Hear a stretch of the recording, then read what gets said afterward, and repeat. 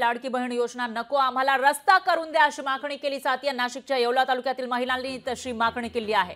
सध्या लाडकी बहीण योजना सुरू झाली आहे। या अंतर्गत प्रत्येक महिलेला ज्याच्यामध्ये जी पात्र असणाऱ्या महिलांना 1500 रुपये महिना दिला जाणार आहे। पण आम्हाला लाडकी बहीण योजना नको, आमच्या गावचा रस्ता बरोबर करून द्या अशी मागणी नाशिकच्या येवला तालुक्यातील महिलांनी केली आहे। कारण तिकडची आपण दृश्य बघितली तर रस्ता नाही, फक्त चिखल या ठिकाणी पाहायला मिळतोय। तळवाडे देवळानेतील महिलांनी सरकारकडे त्यानंतर ही मागणी केलेली आहे। वारंवार निवेदन देऊन सुद्धा रस्ता न झाल्याने महिलांनी संताप व्यक्त केलाय। तर गेल्या 25 वर्षांपासून तळवाडे देवळानेले इथल्या गावाला चांगल्या रस्त्याची प्रतीक्षा आहे। मात्र या ठिकाणी रस्ता नाही, फक्त चिखल आपल्याला पाहायला मिळतोय। त्या पार्श्वभूमीवर आम्हाला लाडकी बहीण योजना नको, तर आमचा रस्ता नीट करून द्या अशी मागणी इथल्या महिला करतायत।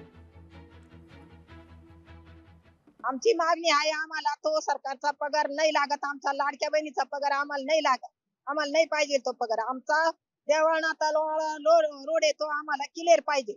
आमची डिलिव्हरीला बाई जर न्यायची असली आम्ही कशी न्यायची? आमचं पेशंट म्हातारा माणूस असल्यावर आम्ही कसं न्यायचं? ते आम्ही आजारी पडल्यावर आम्ही रात्री न्यायचं असलो आम्ही कसं न्यायचं, कसं जायचं?